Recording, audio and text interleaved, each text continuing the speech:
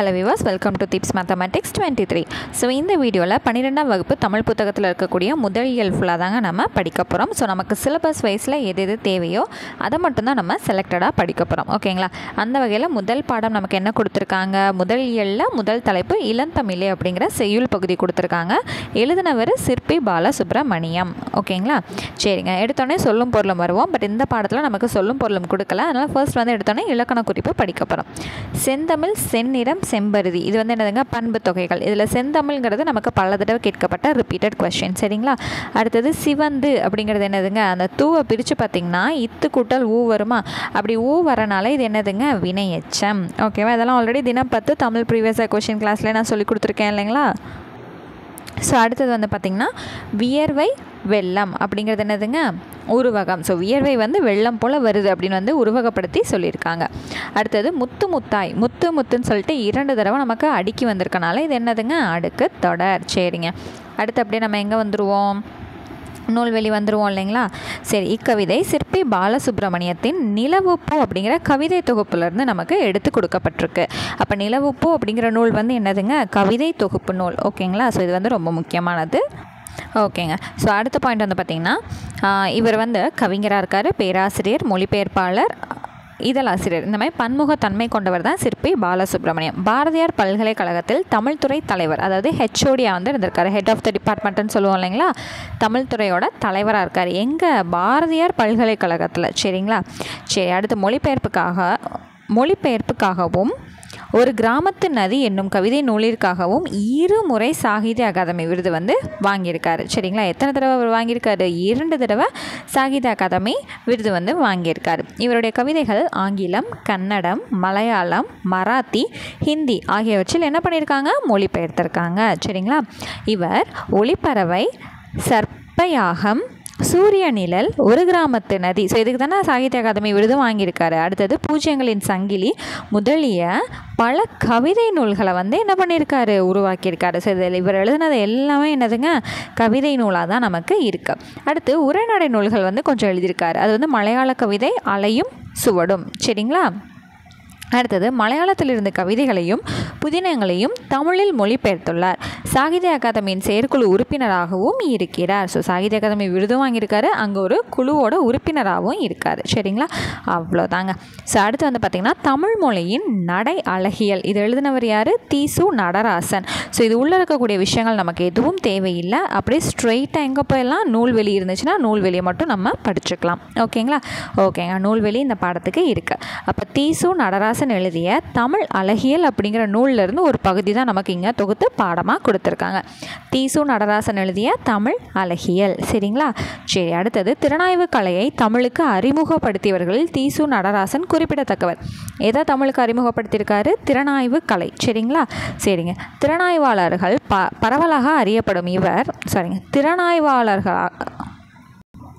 திறனாய்வாளராக பரவலாக அறியப்படும் இவர் மதுரை காமராசர் பல்கலைக்கழகம், போலந்து நாட்டின் வார்சா பல்கலைக்கழகம், திருநெல்வேலி மனோன்மணியம் சுந்தரனார் பல்கலைக்கழகம் ஆகியவற்றில் தமிழ் பேராசிரியராக பணிபுரிந்தவர். ஸோ இந்த காலேஜில் எல்லாத்துலேயுமே என்ன பண்ணியிருக்காரு, ப்ரொஃபஸராக வந்து வேலை பார்த்துருக்காரு. எந்தெந்த காலேஜுங்க, மதுரை MKU சொல்லுவோம் இல்லைங்களா, மதுரை காமராசர் பல்கலைக்கழகம், போலந்து நாட்டின் வார்சா பல்கலைக்கழகம், திருநெல்வேலியில் இருக்கக்கூடிய மனோன்மணியம். சரிங்களா? இங்கே எல்லாமே தமிழ் ப்ரொஃபஸராக பணியாற்றிருக்காரு. கவிதை என்னும் மொழி, திறனாய்வு கலை, தமிழ் அழகியல், தமிழின் பண்பாட்டு வெளிகள் ஆகிய நூல்கள் என்ன பண்ணியிருக்காரு, எழுதியிருக்காரு. அப்போது நடராசன் எழுதின நூல்கள் என்னென்னு கேட்டாங்கன்னா, கவிதை எனும் மொழி, திறனாய்வு கலை, தமிழ் அழகியல், தமிழின் பண்பாட்டு வெளிகள். சரிங்களா? அவ்வளோதான், நூல்வெளி நமக்கு முடிஞ்சிருச்சு. ஸோ அடுத்து வந்திங்கன்னா தன்னேர் இல்லாத தமிழ் அப்படிங்கிற தலைப்பில் ஒரு பாடம் கொடுத்துருக்காங்களா, தண்டி அலங்கார உரை மேற்கோள் பாடல். சரி, இப்போ அப்படியே ஸ்ட்ரெயிட்டாக வந்தால் இந்த பாடலோட பாவகை வந்து நேரிசை வெண்பான்னு கொடுத்துருக்காங்க. இது கண்டிப்பாக படிச்சுக்கணும். இந்த பாடலுக்கான அணி வந்து என்ன கொடுத்துருக்காங்க, பொருள் வேற்றுமை அணி அப்படிங்கிறது நமக்கு கொடுத்துருக்காங்க. இதுவும் நம்ம என்ன பண்ணிக்கணும், படிச்சுக்கணும். ஸோ இதுக்கும் இலக்கண குறிப்பு கொடுத்துருக்காங்களா, உயர்ந்தோர், ஓர் அப்படின்னு முடிஞ்சதுன்னா என்னன்னு சொல்லி கொடுத்துருக்கேன், வினையாளனையும் பெயர். வெங்கதிர், வெம்மை கூட்டல் கதிர் நம்மளால் பிரிக்க முடியும், அங்கே ஒரு நிறம் வெம்மைங்கிறத குறிக்குது, அப்போ இது பண்பு தொகை. இல்லாத அப்படிங்கிறது என்னதுங்க, ஒரு இடைக்குறை. சரிங்களா? அடுத்து அப்படியே ஸ்ட்ரெயிட்டாக வந்தால் நூல்வெளி பார்த்துடலாமா. தண்டி அலங்காரம்ங்கிறது அணி இலக்கணத்தை கூறும் சிறப்பான நூல்களில் ஒன்று. எதை கூறுமா? அணி இலக்கணத்தை கூறக்கூடிய சிறப்பான நூல்களில் ஒன்று. ஸோ அந்த பாடலுக்கான அணி இலக்கணம் நம்ம பார்த்துட்டோம் இல்லைங்களா? சரிங்க. நமக்கு பாடப்பகுதியில் கொடுத்துருக்கக்கூடிய பாடல் வந்து பொருள் அணியில் வந்து இடம்பெற்றிருக்கக்கூடியதான். ஓகேங்களா? சரிங்க. அடுத்தது காவியதர்சம் அப்படிங்கிற வடமொழி இலக்கண நூலை தழுவி எழுதப்பட்ட இந்நூலின் ஆசிரியர் தண்டி. சரிங்களா? வடமொழியில் இருந்த நூல் தான் காவியதர்சம். அதை தமிழில் எழுதின ஆசிரியரோட பேர் வந்து தண்டி. சரிங்களா? இவரோட ஆண்டு வந்து கிபி 12ஆம் நூற்றாண்டு. ஓகேவா? ஆல்ரெடி கிபி 12ஆம் நூற்றாண்டில் ஒரு புலவரை பற்றி நம்ம ஃபேமஸாக படிச்சிருக்கோம். அவர் யாருங்கிறது ஞாபகம் இருந்துச்சுன்னா கமெண்ட் செக்ஷனில் கமெண்ட் பண்ணுங்கள். ஓகேங்களா? இந்த நூலில் பொதுவியல், பொருளணியியல், சொல்லணியியல்னு சொல்லிட்டு 3 பெரும் பிரிவுகள் இருக்குது. அப்போ நம்ம பாடப்பகுதி வந்து பொருளணியில் வந்து இடம்பெற்றிருந்துச்சு அப்படிங்கிறத நம்ம படித்தோம் இல்லைங்களா? சரி, இதில் பொதுவியல், பொருளணியியல், சொல்லணியியல்னு சொல்லிட்டு 3 பெரும் பிரிவுகள் வந்து இருக்குங்க. சரிங்களா? சரிங்க. ஓகே, மேஜராக என்னென்ன பாயிண்ட் நமக்கு தெரியணும்? காவியதர்சம்ங்கிற வடமொழியை வச்சு தழுவி எழுதினது தான் இந்த நூல். இதை வந்து ஆசிரியர் வந்து தண்டி அப்படின்னு வந்து அறியப்படுறாரு. இவர் 12ஆம் நூற்றாண்டை சேர்ந்தவர். இந்த நூலில் மொத்தம் 3 பெரும் பிரிவுகள் வந்து இருக்குது. இதை மட்டும் தெரிஞ்சுக்கிட்டால் போதுமானது. ஓகேங்களா? சரிங்க. அடுத்து வந்து பார்த்திங்கன்னா தம்பி நெல்லையப்பருக்கு அப்படிங்கிற பாடப்பகுதி வந்து யாரோடதுன்னு பார்த்திங்கன்னா பாரதியார். ஸோ பாரதியாருங்கிறது நமக்கு ரொம்பவே சிலபஸ் வைஸ் வந்து முக்கியமான நபர் இல்லைங்களா? சரி, உள்ளுக்குள்ளே இருக்கிற கண்டென்ட் சும்மா வந்து வாசித்து பாருங்கள். ஸோ நமக்கு எது முக்கியம்னு பார்த்தீங்கன்னா இந்த பேஜில் இருக்கக்கூடிய பாக்ஸ் எல்லாம் தான் நமக்கு தேவையானது. எட்டயபுரம் மன்னர்களின் பரம்பரை வரலாறு பற்றி கவிகேசரி சாமி தீட்சிதர் அப்படிங்கிற வம்சமணி தீபிகை அப்படிங்கிற நூலை வந்து 1879 இவர் வந்து வெளியிட்டிருக்காரு. சரிங்களா? வெளியிட்டவரோட பேர் தான் வந்து என்னதுங்க? கவிகேசரி சாமி தீட்சிதர் அப்படிங்கிறவர் எட்டயபுரம் மன்னர்களோட வரலாறை பற்றி வம்சமணி தீபிகை அப்படின்னு சொல்லிட்டு வெளியிட்டிருக்காரு. இந்த நூலை என்ன பண்ணணும்னு பாரதியார் நினச்சிருக்காருன்னா திருத்தி வெளியிடணும் அப்படின்னு வந்து பாரதியார் வந்து என்ன பண்ணியிருக்காரு? ஆசைப்பட்டிருக்காரு. ஸோ ஆட்சி செய்த வெங்கடேஸ்வர எட்டயப்பருக்கு 6/8/1919 கடிதம் எழுதினார். பலவிதமான குற்றங்களையுடைய அந்நூலை நல்ல இனிய தமிழ்நடையில் அமைத்து தருவேன் என்று குறிப்பிட்டார். ஆனால் அவர் ஆசை நிறைவேறவில்லை.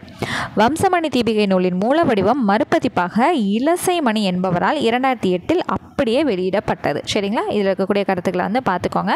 இதில் என்னது? பாரதியார் வந்து திருத்தி வெளியிடணும்னு ஆசைப்பட்டிருக்காரு. ஆனால் வந்து என்ன ஆகல, அவரால் பண்ண முடியல.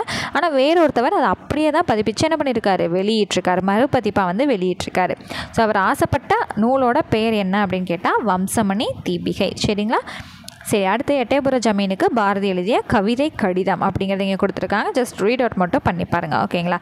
அடுத்தது இங்கே பாருங்களேன். பரளி சு நெல்லையப்பர் விடுதலை போராட்ட வீரர், கவிஞர், எழுத்தாளர், மொழிபெயர்ப்பாளர், இதழாளர், பதிப்பாளர் என பன்முகம் கொண்டவர். யார்? சு நெல்லையப்பருங்கிறவர். பாரதியின் கண்ணன் பாட்டு, நாட்டுப்பாட்டு, பாப்பா பாட்டு, முரசு பாட்டு ஆகியவற்றை பதிப்பித்தவர். ஸோ இதெல்லாம் பதிப்பித்தவர் வந்து நெல்லையப்பர்.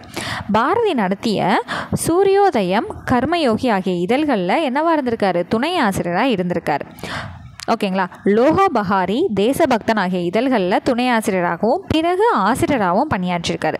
இவர் நெல்லை தென்றல், பாரதி வாழ்த்து, உய்யும் வழி ஆகிய கவிதை நூல்களையும் வ.உ. சிதம்பரனாரின் வாழ்க்கை வரலாற்றையும் எழுதியிருக்காரு. ஸோ நெல்லையப்பர் வந்து கவிதை நூல்கள் என்னென்ன எழுதியிருக்காரு? நெல்லை தென்றல், பாரதி வாழ்த்து, உய்யும் வழி ஆகிய கவிதை நூல்கள் எழுதியிருக்காரு. அடுத்து யாரோட வரலாற்றை பற்றி நெல்லையப்பர் எழுதியிருக்காரு? வ.உ.சி பற்றிய வாழ்க்கை வரலாற்றை எழுதியிருக்காரு. சரிங்களா? ஓகேங்க. ஸோ ஏன்னா பாடத்தோட பகுதி வந்து தம்பி நெல்லையப்பருக்குன்னு கொடுத்துருக்கு இல்லைங்களா? அப்போது அவர் யார் அப்படிங்கிறத நம்ம வந்து தெரிஞ்சுக்கணும் இல்லைங்களா? ஸோ அதுக்காக தான் என்ன பண்ணியிருக்காங்க? இந்த பாக்ஸ் வந்து நமக்கு கொடுத்துருக்காங்க. அடுத்தது நூல்வெளி. மகாகவி பாரதி நெல்லையப்பருக்கு எழுதிய இக்கடிதம் ரா.ஆ. பத்மநாபன் பதிப்பித்த பாரதி கடிதங்கள் என்னும் நூலில் இடம்பெற்றிருக்கிறது. ஸோ இந்த வரி வந்து ரொம்ப முக்கியங்க. அடுத்தது பாரதி 15 வயதில் கல்வி கற்க உதவி வேண்டி எட்டயபுர அரசிற்கு எழுதிய கவிதை கடிதம் முதல் அவரது மறைவிற்கு முன்னர் குத்திகேசவருக்கு எழுதிய கடிதம் வரை அனைத்தும் நம்மிடம் பேசுவது போல இருப்பதே அவருடைய நடை அழகின் சிறப்பு. சரிங்களா? யாரோட சிறப்பு? பாரதியாரோட நடை அழகின் சிறப்பு.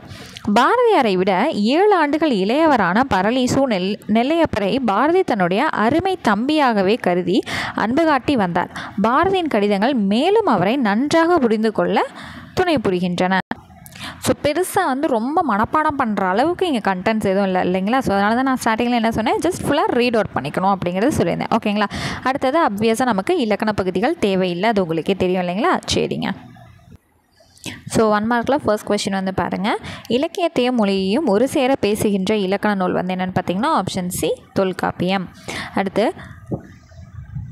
மீண்டும் அந்த பழமை நலம் புதுக்குதற்கு கவிஞர் குறிப்பிடும் பழமை நலம் என்றது என்னன்னு பார்த்தீங்கன்னா ஆப்ஷன் ஈயில் இருக்கக்கூடிய கா ஙா இரண்டும் சரிங்களா. அடுத்தது, மின்னேர் தனியாளி வெங்கதிர் ஒன்று ஏனையது தன்னேர் இல்லாத தமிழ் இவ்வடிகளில் பயின்று வந்துள்ள தொடை நயம் வந்து என்னென்னு பார்த்தீங்கன்னா அடி எதுகை சீர்மோனை. அடுத்தது 4வது கொஸ்டின், கருத்து 1, இயல்பு வழக்கில் தொடரமைப்பு என்பது எழுவாய் பயனிலை என்று வருவதே மரபு. கருத்து 2, தொடரமைப்பு சங்க பாடல்கள் பலவற்றில் பிறழ்ந்து வருகிறது. ஸோ இதுக்கான ஆன்சர் வந்து பார்த்திங்கன்னா 2 கருத்தும் சரியானது. ஓகேங்களா. அடுத்தது 5வது கேள்விக்கான ஆன்சர் வந்து என்னன்னு பார்த்தீங்கன்னா ஆப்ஷன் டி. ஓகேங்களா. சரிங்க. அடுத்து வந்து அப்படியே வந்தீங்கன்னா நெக்ஸ்ட் பேஜில் ஒரு 2 பாக்ஸ் வந்து படிக்கலாம். பழையன கழிதலும் புதியன புகுதலும். இது ஆல்ரெடி நன்னூலார் வந்து சொல்லியிருக்காரு, பவனந்தி முனிவர் சொல்லியிருக்காருன்னு சொல்லி கொடுத்துருக்கேன்னா பவனந்தி முனிவர் நன்னூலில் எழுதியிருக்காரு. அடுத்தது, சிற்பி பாலசுப்ரமணியன் என்ன சொல்லியிருக்காருன்னா, மீண்டும் வந்த பழமை நலம் புதுக்குதற்கு மெய்சிலிருக்க தமிழ் குயிலே கூவி வாவா. இது ஆல்ரெடி நமக்கு தெரிஞ்ச விஷயம். ஸோ அடுத்து வந்து அப்படியே வந்தீங்க அப்படின்னா இங்கே பாருங்கள், கண்ணதாசனோட ஒரு பாடல் வந்து இங்கே கொடுத்துருக்காங்க. முச்சங்கம் கூட்டி முதுபுலவர் தமை கூட்டி அச்சங்கத்துள்ளே அளப்பரிய பொருள் கூட்டி சொற்சங்கமாக சுவை மிகுந்து கவி கூட்டி அற்புதங்கள் எல்லாம் அமைந்த பெருமாட்டி. ஸோ இந்த பாடல் வந்து யாரோடதுங்க? கண்ணதாசனோடது. ஓகேங்களா.